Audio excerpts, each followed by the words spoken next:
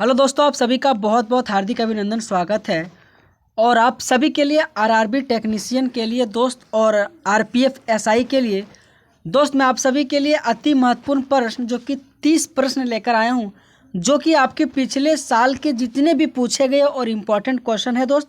यकीन माना दोस्त, अगर आप आरआरबी टेक्नीशियन और आरपीएफ एसआई का एग्ज़ाम देने वाले हैं तो इसी लेवल के आपके एग्ज़ाम में क्वेश्चन पूछा जाएगा और इससे बाहर क्वेश्चन नहीं पूछा जाएगा। ठीक है मेरे दोस्त, तो आप सबसे रिक्वेस्ट है, वीडियो देखने से पहले अगर आपको वीडियो देखने के बाद अगर आपको अच्छा लगे, आपको समझ में आए और आपको क्वेश्चन अनुभवी लगे, तो आप सबसे रिक्वेस्ट है हमारे इस चैनल को आप ज़रूर लाइक शेयर सब्सक्राइब करना। ठीक है मेरे दोस्त, तो देखते हैं पहला क्वेश्चन कि भारत के निम्नलिखित में से किस पड़ोसी देश में प्रसिद्ध कटास राज मंदिर परिसर है और जिसमें कई धर्मों के मंदिर स्थित है।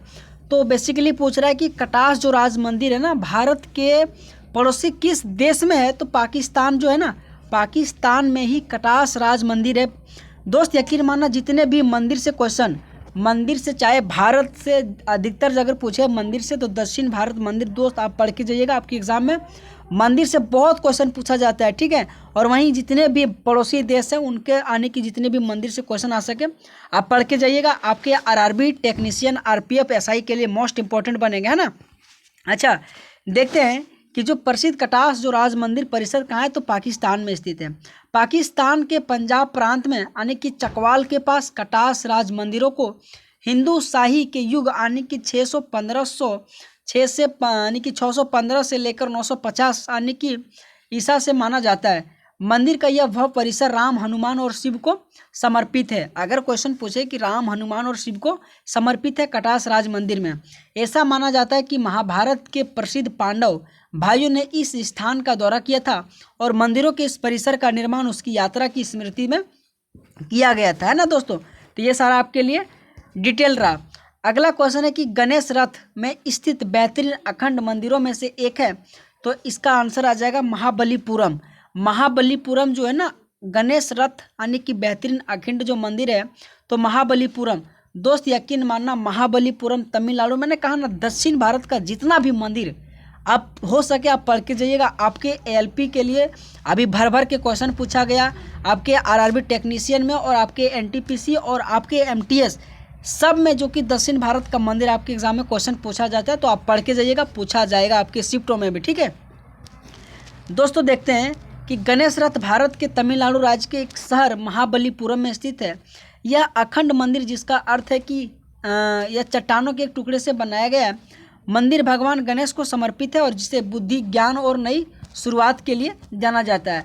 अगला क्वेश्चन दोस्त कि विनोबा भावे का संबंध कहाँ से है। तो विनोबा भावे पूछे तो महाराष्ट्र से संबंध है और विनोबा भावे से क्वेश्चन आपके एग्जाम में बार बार पूछा जाता है ना। मैंने जितना भी क्वेश्चन लाया हो, हर एक क्वेश्चन आपके लिए मोस्ट इंपॉर्टेंट बनेगा और आपके एग्जाम में क्वेश्चन पूछा जाता है। तो क्वेश्चन है कि विनोबा भावे का संबंध कहाँ से, तो महाराष्ट्र से। अगर पूछे कि विनोबा भावे का संबंध महाराष्ट्र के रायगढ़ जिले के यानी कि गोगड़वे गांव से है। अगर पूछे इसका जन्म, तो 11 सितंबर 1895 को हुआ था। किसका, तो विनोबा भावे, है ना। अगर उनका जन्म पूछे तो 11 सितंबर 1895 को हुआ था। अगर पूछे कि विनोबा भावे एक विद्वान, विचार और लेखक, वक्ता और यानी कि भाषा विद्वान थे। कई भाषाओं में अच्छी पकड़ रखते थे, जिनमें मराठी, कन्नड़, गुजराती, हिंदी, उर्दू, संस्कृत भी शामिल थे। एक अनुवाद भी थे जिन्होंने संस्कृत के ग्रंथों में आम आदमी तक पहुंचाया।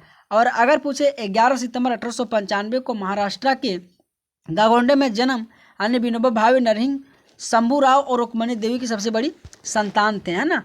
तो अगला क्वेश्चन दोस्त, आपके एग्जाम में आर्टिकल से भी क्वेश्चन बार बार पूछा जाता है और हर एक एग्जाम में आर्टिकल नहीं आए ऐसा हो ही नहीं सकता, हर एक एग्जाम में क्वेश्चन पूछा जाता है। तो भारत के संविधान के अनुच्छेद 74(1) में क्या कहा गया कि जो आर्टिकल 74(1) है ना, उसमें क्या कहा गया, तो उसमें यह कहा गया कि राष्ट्रपति को सहायता और सलाह देने के लिए प्रधानमंत्री के साथ एक मंत्री परिषद होगा, जो अपने कार्यों के प्रकार में ऐसी सलाह के अनुसार कार्य करेगा, है ना दोस्तों।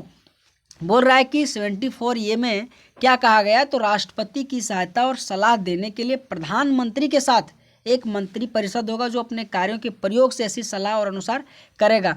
दोस्त, आप सबसे रिक्वेस्ट, जितने भी आर्टिकल से क्वेश्चन बन सके आप हमेशा पढ़ के जाइएगा। उसी तरह से अगर पूछे 72, तो राष्ट्रपति पर महाभियोग जो आपके एग्जाम में बहुत बार क्वेश्चन पूछाया जाता है ना। तो मतलब यकीन मानिए कि आर्टिकल से क्वेश्चन आपके एग्जाम में हमेशा पूछा जाता है। अगला क्वेश्चन कि ज्योतिबा फुले किससे संबंधित था, तो ज्योतिबा फुले जाति विरोधी आंदोलन से ज्योतिबा फुले जो कि संबंध था ज्योतिबा फुले से, जो कि क्वेश्चन बार बार पूछा जाता है। इनका बुक भी मोस्ट इंपॉर्टेंट पूछा जाता है ना, तो ये भी आपको याद रखना है। लेकिन देखते हैं ज्योतिबा फुले के बारे में कि 11 अप्रैल 1827 को जन्मे महात्मा ज्योतिबा राव, जो कि गोविंद राव फुले, जिन्होंने ज्योतिबा फुले के नाम से भी जाना जाता है, एक भारतीय सामाजिक कार्यकर्ता, विचारक, जाति विरोधी, समाज सुधारक और महाराष्ट्र के लेखक है।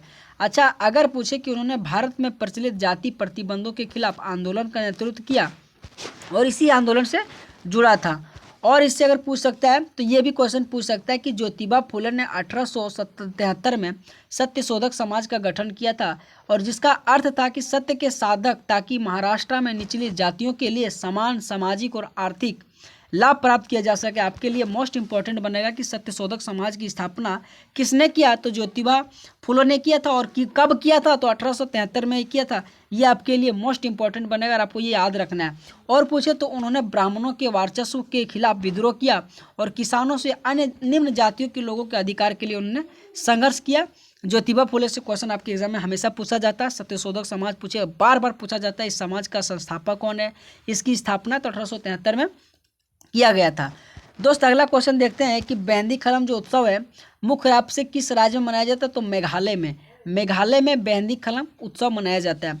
दोस्त आपके एग्जाम में चाहे नृत्य से संबंधित, चाहे शास्त्रीय नृत्य से संबंधित, चाहे वाद्य यंत्र से संबंधित, चाहे जनगणना से संबंधित, चाहे स्पोर्ट्स से संबंधित, ये मैंने जितना भी आपको कहा इन टॉपिक आपके एग्जाम के लिए मोस्ट इंपॉर्टेंट बनेगा। हर एक शिफ्टों में क्वेश्चन पूछेगा, और जो कि सबको आप सबसे पहले बता देता हूँ कि करंट अफेयर अगर आप नहीं पढ़ के जाना दोस्त, आपके लिए बहुत बड़ी कमी है, क्योंकि आरपीएफ अभी जो एएलपी का एग्जाम हुआ ना, उसमें से हर एक शिफ्टों में 3 से 4 क्वेश्चन आपके करंट अफेयर का रहा है ना। तो आपके जो टेक्नीशियन और आरपीएफ एसआई है ना, उसमें भर भर के भी क्वेश्चन आएगा है ना, तो आप पढ़ के जाइएगा। मैंने जितने भी टॉपिक बताया आपके लिए मोस्ट इंपॉर्टेंट टॉपिक बनेगा है ना। तो देखते हैं अगला मेघालय से और क्या क्या जानते हैं कि मेघालय राज्य में मनाए जाने वाले सबसे महत्वपूर्ण त्यौहार कौन है, तो बैंदी खलम उत्सव है, जो कि ये पूछे दुष्ट आत्माओं, महामारियों यानी कि विषुचुका और अच्छाओं की यानी कि दूर भगाएगा, इसीलिए बैंदी खलम उत्सव मनाया जाता है। अच्छा, अगला क्वेश्चन दोस्त कि मौलिक कर्तव्य भारत के संविधान के किस अनुच्छेद से निहित है, तो मौलिक कर्तव्य पूछे तो 51, ये जो कि आपके सीजीएल 2022 टीयर 1 में भी पूछा गया था कि जो मौलिक कर्तव्य भारत के संविधान के किस अनुच्छेद में निहित है, तो आर्टिकल 51, ये जो कि 51, ये मैंने कहा ना आर्टिकल से आपके एग्जाम में हमेशा क्वेश्चन पूछा ही जाता है। भारत के संविधान में मौलिक कर्तव्य का उल्लेख पूछे तो कहाँ है, तो 51 ये में किया गया। मूल संविधान में मौलिक कर्तव्य की सूचियाँ नहीं थी, लेकिन 42वें संविधान संशोधन 1976 द्वारा भारतीय संविधान में मौलिक कर्तव्य को जोड़ा गया। ये भी आपके लिए मोस्ट इंपॉर्टेंट बना जाता है। और 42वें अगर पूछे 42वें संविधान संशोधन, अगर इसी को लघु संविधान संशोधन कहा जाता है ना, 42वें संविधान संशोधन द्वारा भारतीय संविधान 51 ए को जोड़ा गया, और भाग 4A और अनुच्छेद भी इसमें रखा गया। वहीं पूछे कि स्वर्ण सिंह समिति की सिफारिश पर मौलिक कर्तव्य को भारतीय संविधान में जोड़ा गया। संविधान में प्रारंभ केवल कितने, तो 10 मौलिक कर्तव्य था, लेकिन वर्तमान में कितना है, तो 11 है। दोस्त सबसे पहले आपको याद रखना कि मौलिक कर्तव्य पूछे कि किसके सिफारिश पर आने की किया गया था, तो स्वर्ण सिंह समिति के सिफारिश पर मौलिक कर्तव्य को भारतीय संविधान में जोड़ा गया। लेकिन अगर पूछे कि मौलिक कर्तव्य प्रारंभ में कितना था, 10 था, लेकिन वर्तमान में 11 है। कौन है 11वां, तो 86वें संविधान संशोधन 2002 द्वारा संविधान सभा में इसको शामिल किया गया। आपके एग्जाम में बहुत बार पूछा जाता है कि 86वें संविधान संशोधन अधिनियम कब का है, तो 2002 का है। ये भी आपको याद रखना है, आपके एग्जाम में बहुत इंपॉर्टेंट है, जो कि भारतीय संविधान में 11 मौलिक कर्तव्य होते हैं, और मौलिक कर्तव्य के विचार को रूसी संविधान में से ग्रहण किया गया था। और मौलिक कर्तव्य प्राकृतिक में अन्याय योजित होते हैं। अगला क्वेश्चन दोस्त, अगला क्वेश्चन दिया था जो कि चुंबकीय क्षेत्र से था कि मैग्नेटिक फील्ड जो है ना क्या है, तो चुंबकीय क्षेत्र जो कि चुंबक द्वारा जो निर्मित एक क्षेत्र होता है ना, उसी को चुंबकीय क्षेत्र कहते हैं। अच्छा, चुंबकीय क्षेत्र से और क्या क्या, चुंबकीय क्षेत्र की रेखाएं ध्रुव के पास भीड़ होती है, जहाँ चुंबकीय क्षेत्र मजबूत होता है, और चुंबक के मध्य के निकट दूर और चुंबक से दूर होता है, जहाँ चुंबक के क्षेत्र कमजोर होता है। ठीक है, तो चुंबकीय से कुछ इस तरह से क्वेश्चन आपके एग्जाम में भी पूछा जाता है, जो कि फिजिक्स से आपको भी याद रखना और आपके एग्जाम के लिए मोस्ट इंपॉर्टेंट बनेंगे। दोस्त जितने भी इकोनॉमिक्स से हरित क्रांति है, या फिर जितने भी आपके पंचवर्षीय योजना, आप इसको भी पढ़ के जाइएगा, आपके लिए मोस्ट इंपॉर्टेंट क्वेश्चन बनेगा। हरित क्रांति का संबंध किससे? तो अनाज की फसल का उत्पादन हरित क्रांति से संबंध है। अगर पूछे कि हरित क्रांति का, अगर पूछे कि जनक भारत में तो कौन है? तो MS स्वामीनाथन है, ठीक है, MS स्वामीनाथन है। अगर पूछे विश्व में तो नॉर्मन बोरलॉग है, विश्व में नॉर्मन बोरलॉग आ जाएगा हरित क्रांति के जनक। लेकिन अगर पूछे कि भारत में हरित क्रांति के जनक कौन है? तो MS स्वामीनाथन है। ये आपके लिए क्वेश्चन पूछा जाता है। हरित क्रांति पूछे तो अनाज की फसल का उत्पादन के लिए हरित क्रांति है। अच्छा, अगर पूछे कि हरित क्रांति का तात्पर्य अधिक उपज किस्म, जो कि बीजों विशेषकर गेहूं और चावल के उपयोग के परिणाम स्वरूप खाद्य में उत्पादन में भारी वृद्धि होगा। इन बीजों का उपयोग के लिए सही मात्रा में उर्वरक और कीटनाशक के अन्य के उपयोग से बहुत सारा इस पर किया गया था, ठीक है। स्वतंत्रता के समय देश लगभग 75% जनसंख्या कृषि पर ही निर्भर थी। पुरानी तकनीक के उपयोग और किसानों की विशाल बहुमत के लिए आवश्यक अवसंरचना के अभाव के कारण कृषि क्षेत्र में उत्पादकता बहुत कमी हुई थी, है ना। तो ये आपको याद रखना है। फर्स्ट पंचवर्षीय पूछे तो कृषि से संबंध है, 1951 से 56 तक चला था, है ना। तो ये कहीं ना कहीं आपके एग्जाम के लिए मोस्ट इंपॉर्टेंट बनेगा। दूसरा पूछे तो उद्योग से संबंध था। तीसरा पूछे तो इन दोनों को मिला के, कृषि और उद्योग को मिला के तीसरा पंचवर्षीय योजना हुआ था। तो कहीं ना कहीं आपके एग्जाम के लिए बहुत इंपॉर्टेंट क्वेश्चन बनता है पंचवर्षीय योजना से भी।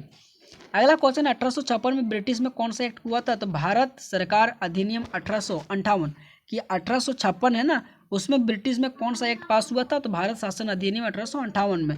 साल 1856 में ब्रिटिश सांसद ने 2 अहम अधिनियम पारित किया था। जनरल सर्विसेज अनलिस्टमेंट एक्ट 1856 में और हिंदू विधवा पुनर्विवाह 1856 में।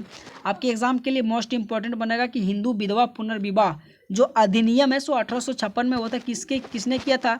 तो बेंटिंग ने किया था, लॉर्ड विलियम बेंटिंग के द्वारा हिंदू विधवा पुनर्विवाह अधिनियम 1856 के तहत किया गया था, है ना। वहीं पूछे अगस्त 1858 में भारत सरकार अधिनियम, ब्रिटिश संसद के ने एक अधिनियम पारित किया था जिसे कंपनीवाद शासन को समाप्त कर दिया गया था।